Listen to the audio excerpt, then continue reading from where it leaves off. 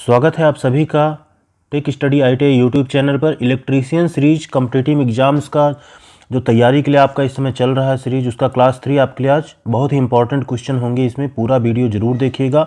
Channel को अगर subscribe नहीं किया है तो प्लीज़ चैनल को सब्सक्राइब कर लीजिए, क्योंकि आने वाले सारे वीडियोज़ का नोटिफिकेशन आपको यहाँ से मिलता रहेगा। वीडियो पूरा देखिएगा, क्योंकि सारे क्वेश्चन किसी न किसी एग्जाम में पूछे गए हैं और बहुत ही इंपॉर्टेंट क्वेश्चन है जो हर एग्जाम में पूछे जाते हैं। चैनल को सब्सक्राइब करके इसलिए रख लीजिए कि आगे इस पे आपको फिटर से लेके जितने भी ट्रेड हैं सबका इस तरह का तैयारी का वीडियो आपको जल्दी ही मिलेगा।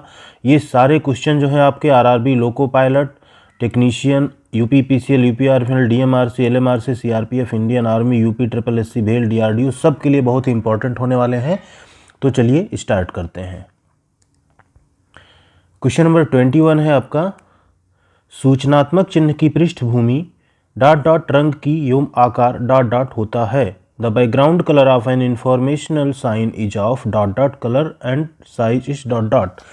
ये पूछ रहा है बेसिकली जो इंफॉर्मेशन साइन होता है उसका बैकग्राउंड कलर कैसा होता है और शेप कैसा होता है।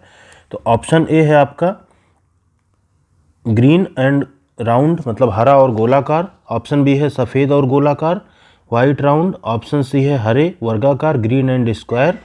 ऑप्शन डी है सफ़ेद वर्गाकार, वाइट एंड स्क्वायर। तो इसका जो सही आंसर आपका है हरा और वर्गाकार, मतलब जो हमारा इंफॉर्मेशन साइन होता है बेसिकली हमेशा हरे कलर में होता है और स्क्वायर शेप में होता है। आगे इसका देखिए डिटेल यहाँ पर देखेंगे किस तरह से सारे जो सूचनात्मक चिन्ह है इस आपका एक चार्ट से क्लियर हो जाएगा। देखिए यहाँ पे आपको पूछा था ना सूचनात्मक चिन्ह, यहाँ पे देखिए ये इंफॉर्मेशन जो है स्क्वायर एंड रेक्टेंगल हो सकता है और ग्रीन कलर का होगा। इसी तरह अगर आपसे प्रोहिबिशन पूछता है निषेध, तो इस तरह से होता है, रेड सर्कल होता है उसमें क्रॉस लगा होता है। मैंडेटरी एक्शन जो होता है सर्कल होता है। वार्निंग हमेशा येलो कलर का ट्रायंगल होता है। फायर सेफ्टी के लिए सेपरेट है आपका स्क्वायर या ट्रायंगल रेड कलर का होता है। ठीक है, तो बहुत ही इंपॉर्टेंट चार्ट है। इसको अगर आप देख के जाएंगे तो आपको सारी चीज़ें अच्छे से समझ में आएंगी। कोई भी क्वेश्चन आएगा इससे तो आप उसको सही करके आएंगे। चलिए नेक्स्ट क्वेश्चन है आपका, देखिए उसी से मिलता जुलता क्वेश्चन है। निम्न में से किन चिन्हों में बॉर्डर और बीच में बना क्रॉस लाल रंग का होता है। In which of the following symbol the border and the cross in the middle are red in colour. ठीक है, ऑप्शन ए है आपका निषेधात्मक चिन्ह प्रोहिबिशन साइन। ऑप्शन बी है अनिवार्य चिन्ह मैंडेटरी साइन। ऑप्शन सी है सूचनात्मक चिन्ह इंफॉर्मेशन साइन। और ऑप्शन डी है आपका चेतावनी चिन्ह वार्निंग साइन। तो इसका सही ऑप्शन आपका है निषेधात्मक चिन्ह। अभी हमने आपको दिखाया था कि अगर इस तरह का है तो ये हमेशा निषेधात्मक यानी प्रोहिबिशन साइन होता है। फिर से एक बार हम चार्ट देख लेंगे, अगर कोई कन्फ्यूजन है तो यहाँ से आप क्लियर कर सकते हैं। ये देखिए आपका इसी तरह का पूछा है ना, किन चिन्हों में बॉर्डर और बीच में बना क्रॉस लाल रंग का होता है। ठीक है, तो ये निषेधात्मक चिन्ह होते हैं हमेशा। बहुत ही इंपॉर्टेंट होता है, इस तरह के चिन्ह और शेप से हमेशा क्वेश्चन पूछे जाते हैं। ये क्वेश्चन भी आप जो देख रहे हैं UPPCL और UPRFL दोनों में पूछा जा चुका है ऑलरेडी। तो इस सब क्वेश्चन को ध्यान से देखिए, जितने क्वेश्चन आने वाले हैं वो भी बहुत ही इंपॉर्टेंट हैं। वीडियो को पूरा देखिए, साथ ही साथ आप लोग वीडियो को लाइक भी करते चलिएगा, जिससे आपके लाइक्स और कमेंट्स देख के हमें आगे वीडियो बनाने के लिए और ज़्यादा प्रेरणा मिलती है, मोटिवेशन मिलता है। क्वेश्चन नंबर 23 है आपका, विद्युत झटके के पश्चात कृत्रिम श्वासक्रिया की निम्न में से किस विधि में रोगी को छाती के बल जमीन पर लिटाया जाता है। In which of the following method of artificial respiration after electric shock the patient is made to lie on the ground on the chest. ये आपसे बेसिकली पूछ रहा है कि जब किसी आदमी को विद्युत का झटका लग जाता है तो उसको हम हमेशा क्या करते हैं, आर्टिफिशियल श्वास यानी कृत्रिम उसको श्वास देते हैं। तो हम उसमें एक विधि है जिसमें हम छाती के बल ज़मीन पर लिटाते हैं, मतलब उसकी पीठ ऊपर की तरफ होती है और पेट के बल वो लेटा होता है। तो इस विधि को कौन सी विधि कहते हैं। तो ऑप्शन ए है आपका सेफर मेथड। ऑप्शन बी है सिल्वेस्टर विधि, सिल्वेस्टर मेथड। ऑप्शन सी है मुख से मुख विधि, माउथ टू माउथ मेथड। या ऑप्शन डी है कृत्रिम श्वास यंत्र का प्रयोग, use of artificial respiration machine. तो इसका सही ऑप्शन आपका है सेफर मेथड, क्योंकि सेफर मेथड में क्या होता है, आदमी को हमेशा हम पेट के बल लिटा देते हैं। कैसे, पेट के बल, मतलब बेली जो होता है उसका वो नीचे होता है, ठीक है, ज़मीन पे। उसी तरह अगर आप पूछेंगे सिल्वेस्टर मेथड क्या होता है, सिल्वेस्टर मेथड में क्या होता है, आदमी हमेशा पीठ के बल लेटा रहता है, मतलब उसका जो बैक होता है वो हमेशा ग्राउंड पर होता है और चेस्ट उसका ऊपर होता है। ठीक है, मुख से मुख विधि भी एक होता है, सबसे ईजी मेथड है ये आपका, माउथ टू माउथ मेथड में क्या होता है, हम आदमी को मुंह से सांस देते हैं, उसको कृत्रिम सांस देते हैं मुंह से। और कृत्रिम श्वास यंत्र का प्रयोग करके ये होती है, कुछ रेस्पिरेशन मशीनें आती हैं हमारी जो हमें कृत्रिम श्वास देने में मरीज को या जिसको झटका लगा है उसको मदद करती हैं। तो इस तरह से 4 मेथड होते हैं, जिसमें ये जो आपसे पूछा है ये सेफर विधि है। अगर आदमी पीठ के बल लेटता है तो सिल्वेस्टर मेथड है, मुंह से सांस देते हैं तो होता है आपका मुख से मुख विधि, माउथ टू माउथ मेथड। ये भी इंपॉर्टेंट क्वेश्चन है, ऑलरेडी ये आपका आरआरबी, एएलपी और टेक्नीशियन में पूछा जा चुका है, साथ ही यूपीपीसीएल में भी पूछा जा चुका है क्वेश्चन। नेक्स्ट क्वेश्चन है आपका, ईंधन आग के सिलसिले में प्रयुक्त होने वाला अग्निशामक का प्रकार है। तो इसमें पूछ रहा है the type of fire extinguisher used in connection with fuel fire is. जो ईंधन यानी फ्यूल से जो आग लगती है उससे हम बुझाने के लिए कौन सा फायर एक्सटिंग्विशर यानी अग्निशामक इस्तेमाल करते हैं। ऑप्शन ए है सोडा अम्ल, सोडा एसिड, ऑप्शन बी है रेत, ऑप्शन बी है जल वाटर, ऑप्शन डी है इनमें से कोई नहीं, नन ऑफ दीज। तो इसका सही ऑप्शन क्या है आपका, सोडा एसिड। सोडा एसिड का इस्तेमाल करते हैं बेसिकली हम फ्यूल से लगी हुई आग को बुझाने में, ईंधन से लगी हुई आग को बुझाने में। क्या होता है basically soda acid fire extinguisher, चलिए देख लेते हैं। यहाँ पे देखिए आपको एक डायग्राम दिखाया गया है सोडा एसिड का। इसमें क्या होता है बेसिकली, सोडा एसिड हमारा जो फायर एक्सटिंग्विशर होता है ये सल्फ्यूरिक एसिड और सोडियम हाइड्रोजन कार्बोनेट सॉल्यूशन का एक मिश्रण होता है बेसिकली। यहाँ पे आप देखिए इस तरह से एक सल्फ्यूरिक एसिड रहता है डाइल्यूटेड, और इस तरह टैंक में जो है सोडियम हाइड्रोजन कार्बोनेट सॉल्यूशन भरा रहता है, ठीक है। इसकी जब हम पिन खींचते हैं और नोजल हम फायर की तरफ जब इस तरह से हम टारगेट करते हैं तो जहाँ पे भी आग लगी है ये क्या करता है बेसिकली, कार्बन डाइऑक्साइड, इन दोनों का जो रिएक्शन होता है उससे कार्बन डाइऑक्साइड बनता है। और कार्बन डाइऑक्साइड जो होता है हमारा, जो जहाँ पर आग लगी होती है वहाँ से ऑक्सीजन को पूरी तरह से कट ऑफ कर देता है और इस तरह से हमारी आग बुझ जाती है। क्योंकि आपको पता है कहीं पर भी आग लगने के लिए हमें 3 चीज़ों की ज़रूरत होती है। एक होता है क्या आपका फ्यूल, ठीक है, दूसरा होता है आपका क्या, एक फ्यूल हो गया मतलब ईंधन, दूसरा होता है ऑक्सीजन, ठीक है, और तीसरा आपका होता है हीट, यानी वहाँ पे हीट होना चाहिए। ये 3 चीज़ जब होता है तभी आग लगती है। तो कभी भी कहीं पर अगर आग लगी है, हम वहाँ से इन 3 में से अगर किसी एक चीज़ को कट कर दें तो उस आग को हम ईजिली बुझा सकते हैं। तो ये फायर एक्सटिंग्विशर क्या करता है, वहाँ से ऑक्सीजन को कट कर देता है, ठीक। तो जब तीनों में से एक चीज़ मिसिंग हो जाएगा तो अपने आप आग आपका बुझ जाता है। नेक्स्ट क्वेश्चन है आपका, विद्युत तारों में लगी आग को बुझाने के लिए प्रयोग किया जाने वाला अग्निशामक यंत्र है। The fire extinguisher used to extinguish electric wiring fire is. देखिए आपको लग रहा होगा कि इलेक्ट्रिक फायर से रिलेटेड या इस तरह से रिलेटेड क्वेश्चन आपसे बार बार पूछे जा रहे हैं। बार बार ये क्वेश्चन इसलिए आपको दिख रहे हैं क्योंकि क्वेश्चन अलग अलग टाइप से आ रहे हैं, आप लोग कंफ्यूज ना हो इसलिए सारे टाइप के क्वेश्चन आपके लिए यहाँ पे रखे गए हैं। बिल्कुल कंफ्यूजन नहीं आना चाहिए। इलेक्ट्रिक फायर चाहे वो तार में लगी हो, चाहे पैनल में लगी हो, चाहे लाइव पैनल में लगी हो, इन सब तरह के क्वेश्चन में आपको घुमा के पूछ सकता है, तो वहाँ पे बिल्कुल कंफ्यूज नहीं होना है। इसलिए तरह तरह से बना के क्वेश्चन आपको दिए जाते हैं। ये क्वेश्चन भी बहुत ही इंपॉर्टेंट है, ऑलरेडी यूपीपीसीएल TG2 में ये पूछा जा चुका है।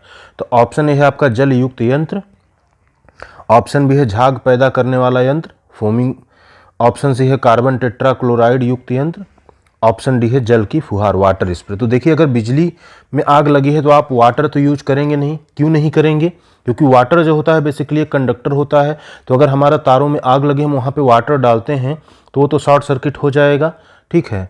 झाग पैदा करने वाले यंत्र में भी लिक्विड होता है, मीन्स वाटर बेस्ड होता है ये भी, तो इसको भी हम नहीं यूज कर सकते। जल की फुहार सेम है, इसको भी यूज करेंगे तो वही होगा। तो क्या यूज करते हैं हमेशा हम, कार्बन टेट्राक्लोराइड, कार्बन टेट्राक्लोराइड वाला जो फायर एक्सटिंग्विशर होता है उसका हमेशा इस्तेमाल किया जाता है। तो इसका सही ऑप्शन होगा आपका option C, carbon tetrachloride. Question number 26 है आपका, कृत्रिम श्वास क्रिया की सरलतम विधि है। The simplest method of artificial respiration is. Option A Sylvester method, option B Schafer method, option C मुंह से श्वास देना, ऑप्शन डी है उपरोक्त में से कोई नहीं, ठीक है। तो इसका जो सही ऑप्शन होगा आपका होगा वो ऑप्शन सी, मुंह से मुंह में श्वास देना। आपको मैं पिछले क्वेश्चन में भी इसको समझाया था कि सबसे इजी मेथड क्या है, मुंह से मुंह में श्वास देना, ठीक। तो इसका ऑप्शन सी सही आंसर है। क्वेश्चन नंबर 27 है आपका, विद्युत संपर्क में आए व्यक्ति को छुड़ाने के लिए, to rescue a person who has come in contact with electricity. कोई आदमी है और उसको बिजली का झटका लग रहा है ऑलरेडी, तो आप क्या करेंगे सबसे पहले। बहुत ही इंपॉर्टेंट क्वेश्चन है। अगर आपको हम यहाँ फिर से बताना चाहें, आप वही बार बार बोलेंगे कि सारे क्वेश्चन एग्जैक्टली यहाँ पे आपको जितने क्वेश्चन बताए जा रहे हैं ये ऑलरेडी आपके एग्जाम में आ भी सकते हैं, और ज़्यादातर क्वेश्चन तो कई बार रिपीट मोड में कई एग्जाम में आ चुके हैं। तो एक भी क्वेश्चन को आप लोग मिस मत कीजिए, ठीक है। ऑप्शन ए है आपका मेन स्विच ऑफ कर देना चाहिए। ऑप्शन बी है किसी चाकू से तार काट देना चाहिए, the wire should cut with a knife. Option C है पीड़ित को धक्का देकर लाइन से पृथक कर देना चाहिए, the victim should be pushed out of the line. Option D है उपरोक्त में से कोई भी एक विधि अपना सकते हैं, you can adopt any one of the above methods. चलिए इसमें थोड़ा सा देखते हैं। बिजली के संपर्क में अगर कोई आया है तो आप चाकू से तार काटने तो नहीं जाएंगे, क्योंकि चाकू से तार काटने में तो रिस्क है। तो सबसे, और दूसरा क्या है, पीड़ित को धक्का देकर लाइन से पृथक, धक्का भी आप नहीं देंगे, क्योंकि अगर धक्का देने जाएंगे तो उसके शरीर में ऑलरेडी करंट फ्लो हो रहा है, वो करंट आपको भी मार सकता है। तीसरा है उपरोक्त में से कोई भी, तो जब इन दोनों को नहीं कर सकते तो ये ऑप्शन तो सही होगा ही नहीं। तो सही ऑप्शन कौन सा है आपका, मेन स्विच को ऑफ कर देना चाहिए। सबसे अच्छा मेथड होता है, सबसे पहला काम आपको करना चाहिए, अगर किसी को बिजली का झटका लगा तो आप मेन स्विच को ऑफ कर दीजिए, क्योंकि मेन स्विच को ऑफ करते ही पावर सप्लाई कट हो जाएगी और आदमी तुरंत सुरक्षित हो जाएगा। क्वेश्चन नंबर 28 है आपका, वैद्युत कार्यशालाओं में अग्निशमन हेतु for fire fighting in electrical workshop. Basically वैद्युत कार्यशालाओं में अग्निशमन हेतु कौन सा अग्निशामक इस्तेमाल किया जाता है। तो ऑप्शन है अग्निशमन यंत्र उपलब्ध रहने चाहिए। नहीं, यहाँ पे आपसे बेसिकली पूछ रहा है कि अगर कोई वैद्युत कार्यशाला है तो वहाँ अग्निशमन हेतु क्या क्या होने चाहिए, ठीक है। ऑप्शन पढ़ने से देखिए क्वेश्चन की क्लैरिटी आएगी। तो ऑप्शन है अग्निशमन यंत्र उपलब्ध रहने चाहिए, fire extinguisher should be available. Option B है रेत से भरी बाल्टी उपलब्ध होनी चाहिए, bucket filled with sand should be available. Option C है जल की व्यवस्था हेतु जल से भरी ओवरहेड टंकी होनी चाहिए, there should be an overhead tank filled with water for water supply. Option D है उपरोक्त तीनों वस्तुएं उपलब्ध होनी चाहिए, all of the above, all three item should be available. तो इसका सही ऑप्शन क्या है आपका, ऑप्शन डी, तीनों चीज़ें अवेलेबल होनी चाहिए। कोई भी आपका अगर इलेक्ट्रिकल कार्यशाला है तो वहाँ पे फायर एक्सटिंग्विशर श्योर होना ही चाहिए, रेत से भरी बाल्टी भी होनी चाहिए, क्योंकि वो भी आग बुझाने में इमरजेंसी में काम आती है, साथ ही जल की भी व्यवस्था होनी चाहिए, ठीक है। किसी भी कार्यशाला में, किसी भी वर्कशॉप में ये तीनों चीज़ें होनी चाहिए, इसलिए इसका ऑप्शन डी, उपयुक्त तीनों वस्तुएं उपलब्ध होनी चाहिए, इज द राइट आंसर, और ये सही आंसर है। क्वेश्चन नंबर 29 है आपका, विद्युत उपकरणों और ऐसे आग वाले प्रतिष्ठानों में किस प्रकार के अग्निशामक यंत्र का प्रयोग करते हैं। What type of fire extinguisher are used in electrical equipment and such fire installation। देखिए फिर से आपको उसी तरह का क्वेश्चन पूछा गया, बट हमेशा आपको ऑप्शंस कुछ अलग टाइप के मिलेंगे, ठीक है। क्योंकि ऐसा नहीं कि बिजली में हम कोई एक टाइप का ही फायर एक्सटिंग्विशर यूज करते हैं, मल्टीपल टाइप्स के फायर एक्सटिंग्विशर हमारे पास आते हैं जिनको हम यूज करते हैं हर एक चीज़ में। चलिए यहाँ पे देखते हैं। ऑप्शन ए है आपका फोम टाइप, ऑप्शन बी है हैलोन टाइप, ऑप्शन सी है गैस कार्ट्रिज जल भरा प्रकार का gas cartridge water fill type, option D है दाब से भरे जल प्रकार का प्रेशराइज्ड वाटर टाइप। अब यहाँ पे देखिए, आप फिर से आपको वही मैं समझा रहा हूँ, फोम टाइप हम नहीं इस्तेमाल कर सकते, क्यों, क्योंकि फोम जो होता है वो भी वाटर बेस्ड ही होता है, ठीक है, तो उससे भी शॉर्ट सर्किट हो सकता है। गैस कार्ट्रिज जल, यहाँ पे भी जल भरा है, मतलब इसको भी नहीं यूज करेंगे। दाब से भरे जल प्रकार का, ये भी हम इस्तेमाल इलेक्ट्रिकल में कभी भी नहीं करेंगे। तो बचा कौन सा, option B, halon type. Halon type का हम इस्तेमाल करेंगे fire extinguisher. Halon type fire extinguisher क्या होता है बेसिकली, इसके बारे में मैंने डिटेल में पिछली वीडियो में आप लोगों को समझाया हुआ है, तो यहाँ पे फिर से मैं समझाने के बजाय आपको एक बार फिर से रिकमेंड करूँगा आप इसके पिछले दोनों पार्ट देख लीजिए। वहाँ पे हैलोन टाइप फायर एक्सटिंग्विशर के बारे में हमने आपको बताया हुआ है डिटेल में कि क्या होता है वो, तो प्लीज़ पिछला वीडियो फिर से एक बार देख लीजिए। अगर आपने देखा है तो बहुत अच्छी बात है, आपको समझ में आ गया होगा। तो इसका halon type is the right answer.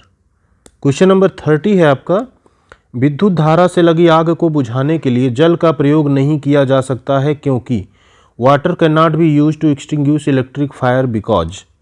देखिए ये एक इंपॉर्टेंट क्वेश्चन है आपका, जो कि कई बार एग्जाम में पूछा जा चुका है। बहुत ही इजी क्वेश्चन है, कुछ भी इसमें टफ नहीं है। वीडियोज आप अगर आप सारी देखते रहेंगे तो इस बात की मैं गारंटी ले सकता हूँ कोई भी एग्ज़ाम आपको टफ नहीं लगेगा। सारे एग्ज़ाम आप बीट करने के काबिल अपने आप बन जाएंगे। बस वीडियोज़ को अच्छे से देखते रहिए और क्वेश्चन को अच्छे से समझते रहिए। ऑप्शन ए है आपका, उससे इलेक्ट्रोक्यूशन हो सकता है, it can cause electrocution. Option B है, उससे तारों में खराबी आ सकती है, this may cause damage to the wires. Option C है, उससे विद्युत अपघटन हो सकता है, can cause electrolysis. Option D है उपर्युक्त सभी। तो विद्युत धारा से लगी आग को बुझाने के लिए हम जल का प्रयोग क्यों नहीं कर सकते, वो बेसिकली ये क्वेश्चन पूछना चाह रहा है। उसका सही आंसर हम आपको पीछे भी समझा चुके हैं, उससे इलेक्ट्रोक्यूशन हो सकता है, इलेक्ट्रिक शॉक किसी को भी लग सकता है, इलेक्ट्रोक्यूशन हो सकता है। इसलिए कभी भी बिजली से लगी हुई आग में हम जल का प्रयोग नहीं करेंगे, और उसके लिए बिजली के लिए जो फायर एक्सटिंग्विशर डिजिनेटेड है हमेशा उन्हीं को हम इस्तेमाल करेंगे। चलिए कमेंट बॉक्स में आप हमें कम से कम बिजली से लगी आग में, इलेक्ट्रिक से अगर कोई फायर लगा है तो उसे हम कौन सी क्लास की फायर कहते हैं, ठीक है, इलेक्ट्रिक फायर को किस क्लास में रखा गया है, और इसके लिए हम कौन सा फायर एक्सटिंग्विशर यूज करते हैं। अगर आपने वीडियो पूरा देखा है तो उम्मीद करते हैं इसका आंसर आप हमें कमेंट बॉक्स में ज़रूर देंगे। वीडियो पसंद आया है तो वीडियो को ज़रूर लाइक कीजिएगा और वीडियो अपने दोस्तों के साथ शेयर भी कीजिएगा, ठीक है। अगला पार्ट भी जल्दी आपके लिए आएगा, बाकी ब्रांच की भी हम तैयारियां जल्दी ही स्टार्ट करेंगे इसी चैनल पे आपके लिए, और बने रहिए चैनल पे, साथ ही साथ अपनी पढ़ाई अच्छे से करते रहिए। Thank you so much.